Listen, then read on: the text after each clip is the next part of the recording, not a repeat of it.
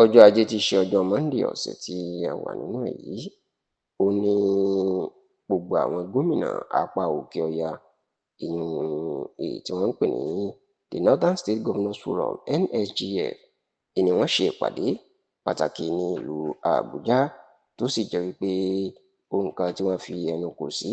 nínú ìpàdé náà pàápàá lórí àwọn tó ń ṣẹlẹ̀ lórí Nàìjíríà lásìkò yìí ni a mú wá nínú ìròyìn tí ẹ̀ ń gbọ́ nípa èyí.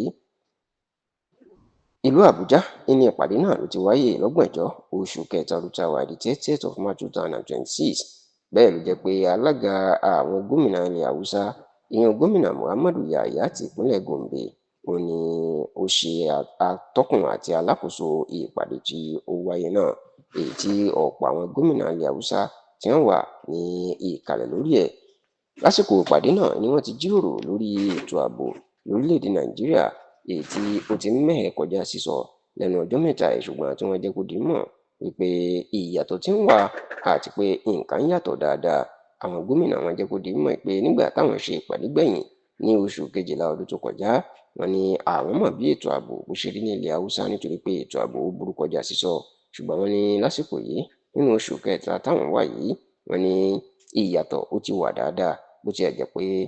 àwọn gómìnà náà wọ́n ní àsìkò yìí kì í ṣe àsìkò tí àwọn lè túra sílẹ̀ nítorí pé iṣẹ́ sì pọ̀ níwájú gidigidi láti rẹ́yìn àwọn afẹ̀míṣòfò tó ń da ilẹ̀ Haúsá láàmú.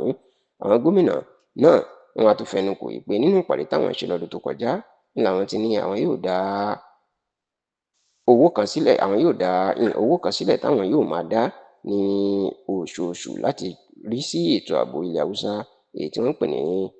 Northern Governors Trust Fund, tó sì jẹ́ pé wọ́n ní bílíọ̀nù kọ̀ọ̀kan náírà làwọn yóò máa dá lóṣooṣù, èyí tó ní àwọn ìpínlẹ̀ tó ti dá owó náà, àwọn ní ìpínlẹ̀ bíi